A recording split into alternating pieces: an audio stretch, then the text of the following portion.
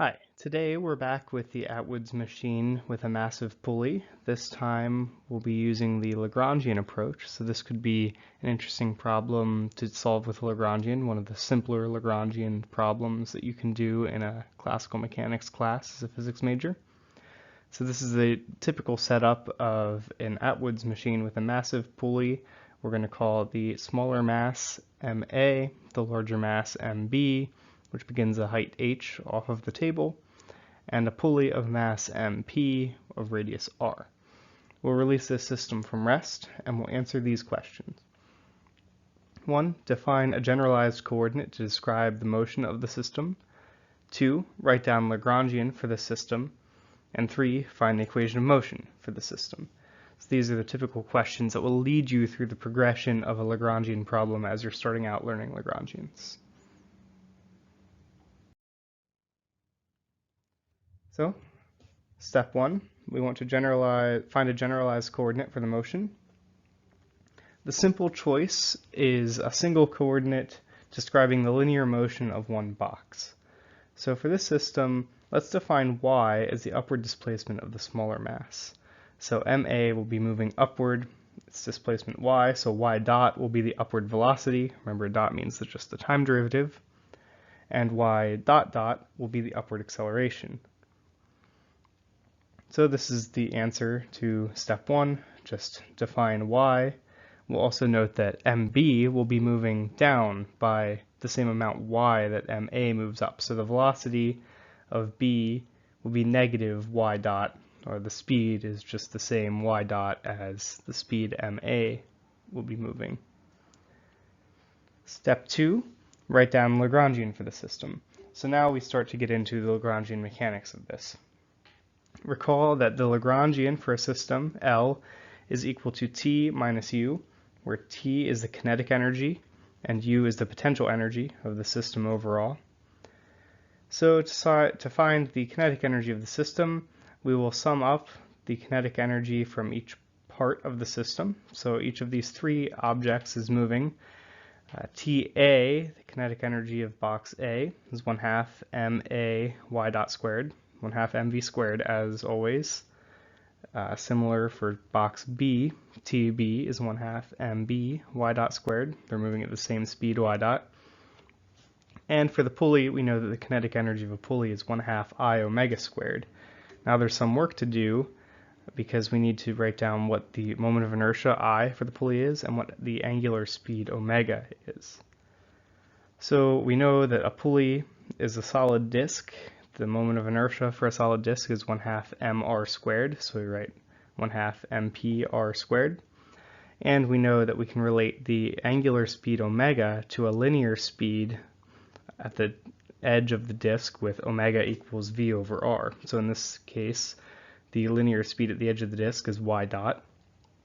So omega is equal to y dot over r. So we have that Tp is 1/2 times 1/2 mpr squared times y dot over r squared.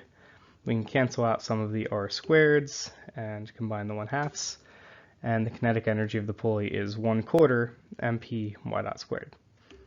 So the total kinetic energy then is just the sum of the kinetic energy of each part of the system, so 1/2 ma y dot squared plus 1/2 mb y dot squared plus 1/4 mp y dot squared. We can clean this up a little bit by factoring out the 1/2 y dot squared from each term. We're left with t equals 1/2 y dot squared times ma plus mb plus 1/2 mp. Now moving on to the potential energy term, we know that we have to set the potential energy equal to 0 somewhere. The only type of potential energy in this problem is gravity, so we'll set UG, or U, equals 0 at the surface of the table. So then the potential energy of the system is, again, the potential energies summed up for each part. The pulley doesn't move, so we will ignore the pulley term, but MA, G times the height that MA is above the table, which is just y, plus MB, G, and then the height that the box B is above the table, which is h minus y, because MB is moving downward by y for every y that A moves upward. So again, we can just factor this a little bit, factor out the g, and we have u equals may plus mb times h minus y, all times g. So then the Lagrangian is just t minus u, so we write down the first part of the kinetic energy minus that potential energy, so L equals 1/2 y dot squared times ma plus mb plus 1/2 mp minus may plus mb times h minus y times g. And this is Lagrangian for the system. So moving to step 3, the real hard part of a Lagrangian approach is using the Euler-Lagrange equation to find the equation of motion. So here we'll get into differential equations. We know that the Euler-Lagrange equation for a single variable, q, generalized coordinate, is the partial of the Lagrangian with respect to q minus the time derivative of the partial of the Lagrangian with respect to q dot equals 0. And I'll just put back the Lagrangian that we found in the previous step right here, and we'll start to evaluate this. So q in our case is the generalized coordinate y. So first we'll find this first term, the partial of L with respect to y. So this is just the partial with respect to y of the second term in the Lagrangian. There is no y in the first part, so the derivative of that with respect to y is 0. So we just have the second half, the the potential energy term. So we will take the derivative with respect to y of negative may plus mb times h minus y times g, or the derivative with respect to y of flipping the terms around, mb y minus h minus may g. I've just taken the minus sign and flipped the terms. So this is of course just mb minus ma times g. The mb minus h term has dropped because the partial of that with respect to y is 0. And now we will take the partial of the Lagrangian with respect to y dot, and now we only care about the first term. There is no y dot in the potential energy term, so we'll only consider the kinetic energy term.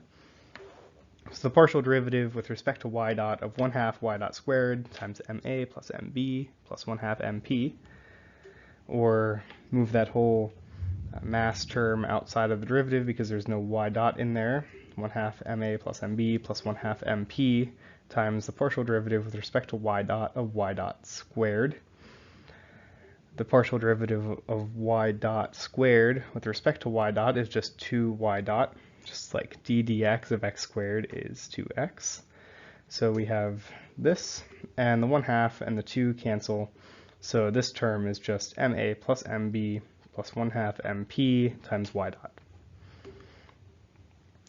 So then we have to take the time derivative of this term to get the second term in the Euler-Lagrange equation. So d dt of ma plus mb plus 1/2 mp times y dot. There is no time dependence in the masses, so all we have to do is take the time derivative with respect to the time derivative of y dot, which just becomes y double dot, the acceleration. So this is just ma plus mb plus 1/2 mp times y double dot. So now we can assemble our terms. Here's dl dy, and here is ddt of dl dy dot. So we put these together, and the Euler-Lagrange equation for the system is mb minus ma times g minus ma plus mb plus 1/2 mp times y double dot equals 0. And this is the equation of motion. We can rearrange this a little bit to say that y double dot, which is the acceleration, is mb minus ma over ma plus mb plus 1/2 mp all times g.